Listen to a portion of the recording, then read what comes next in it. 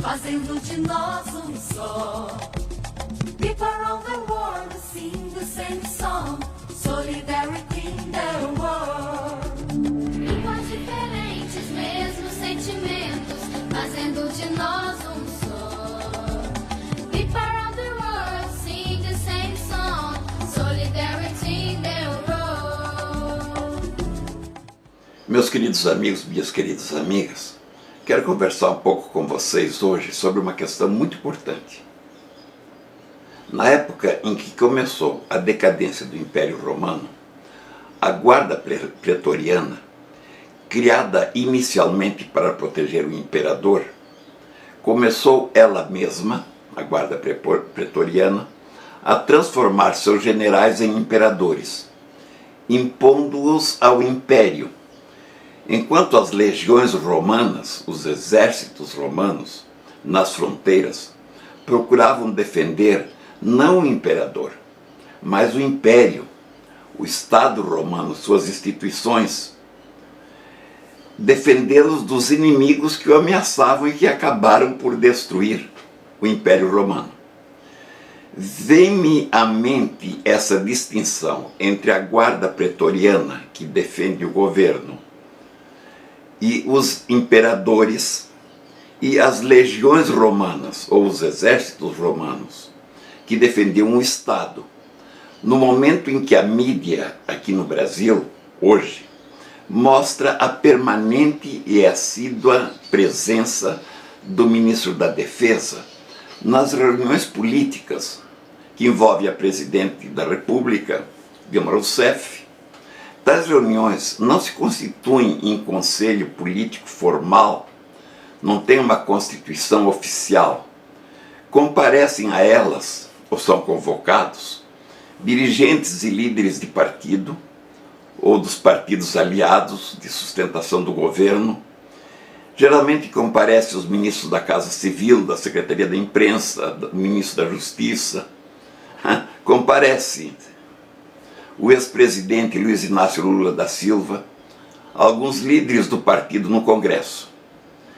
Esse comparecimento, essa composição, mostra o objetivo político dessas reuniões, ou seja, a defesa, a garantia do governo, do partido que está no poder e de seus aliados. Aliás, se reforça a existência desse objetivo quando se verifica que as reuniões acontecem especialmente no aprofundamento das crises de governo da presidente e de seu partido, como aconteceu mais uma vez, logo após a divulgação dos resultados das pesquisas de opinião pública sobre a avaliação da presidente e de seu governo, ou agora ainda nas manifestações da sociedade, nas ruas e nas praças públicas, acontecidas nesse dia 16 de agosto, repetindo, aliás, manifestações havidas anteriormente. Reforçam também esse significado político de governo, de partidos ligados a ele, os pronunciamentos oficiais, em geral divulgados após as reuniões, em notas oficiais, em entrevistas ou em pronunciamentos. Sendo, pois, essas reuniões tipicamente partidárias de defesa da presidente, de seu partido e de seu governo, pode-se afirmar que não se trata de defesa do Estado ou das instituições. Assim sendo, pode-se perguntar: que função desempenha o ministro da Defesa, sendo que a função das Forças Armadas é defender o Estado e suas instituições? É de se perguntar se a defesa do governo, ou da presidente, ou de seu partido, enfim, sob a égide do ministro da Defesa, não constitui uma ameaça de transformar as Forças Armadas em Guarda Pretoriana? Inevitavelmente esse temor se aprofunda na medida em que o ministro da Defesa, mais do que qualquer competência militar, enfim, que se conheça, é conhecido e reconhecido como um líder político prócer e mentor do mesmo partido, ex-ministro do governo, ex-governador, sempre por esse partido da Bahia. Estará justificada essa presença na hipótese de que frequenta essas reuniões, imaginando estar ali presente nessa condição de militante e de líder partidário, e não de ministro da Defesa? Esta é uma questão que exige uma grave consideração. Sem dúvida, seria melhor e mais tranquilo para o país, para a população e para o regime democrático se o ministro da Defesa não fosse um militante partidário, ou sendo, se libertasse dessa condição ao assumir o Ministério da Defesa. Pois cabe perguntar, até que ponto essas duas funções podem ser dissociadas uma da outra? Ou cabe perguntar, até que ponto o exercício concomitante, simultâneo, da função de militante partidário pode interferir, ou realmente interfere, no exercício da função de ministro da Defesa, sem que haja uma ameaça próxima de transformar as Forças Armadas em guarda pretoriana? Vem o alerta, meus amigos, minhas amigas, porque é essencial para a democracia que se não confundam as instituições com as pessoas, ou o Estado com o governo.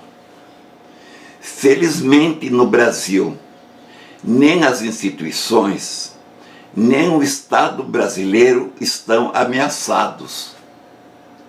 Não são as bravatas do presidente da CUT, nem a fanfarronice do coordenador nacional do MST, nem a blindagem do ex-presidente Luiz Inácio da Silva e sua atuação por trás dos bastidores do governo, como também nem os apelos pelo retorno das Forças Armadas, feitos por uma minoria amedrontada nas ruas ou nos quartéis, que ameaçam o Estado ou as instituições.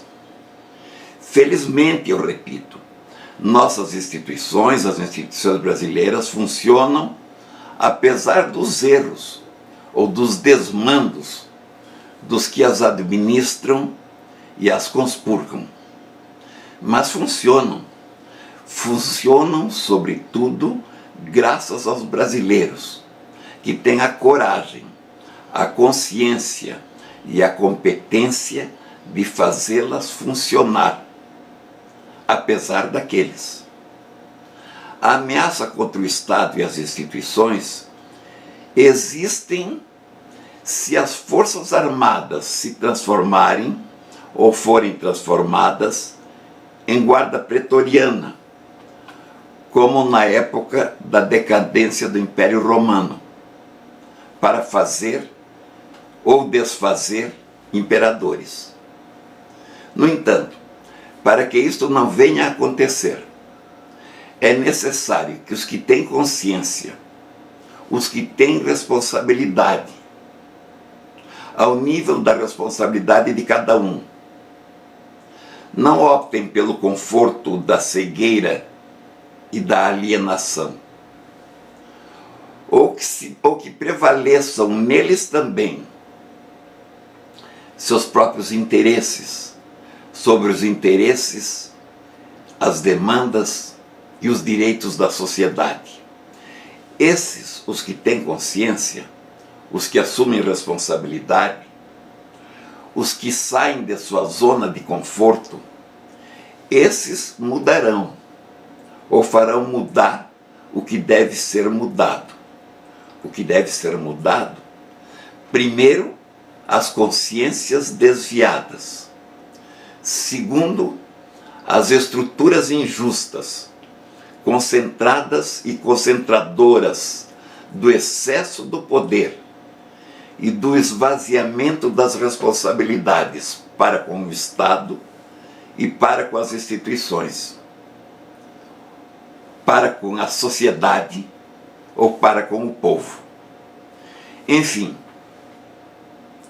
serão esses os que assumem essa dimensão da ética essencial nas instituições públicas e privadas, e que sobre o egoísmo, a concentração e a exclusão fazem prevalecer a participação e a solidariedade. E isto, meu querido amigo, minha querida amiga, não está nas mãos das Forças Armadas, nem constituem apenas função dos políticos ou dos juristas, dos juízes ou dos desembargadores, dos membros do Ministério Público ou da Polícia Federal. Esta mudança está principalmente no exercício pleno da democracia e da dimensão humana, exercício que está, acima de tudo, nas mãos da sociedade, de onde emana todo o poder. E, portanto, meu amigo, minha amiga, está também em minhas mãos, está em suas mãos, meu querido. Não existe outro caminho além desse caminho. Não se deixe enganar. Participe, comente, compartilhe. Um abraço. Solidariedade, solidarity, la solidarité, solidariedade. Solidariedade, solidarity, la solidarité, solidariedade.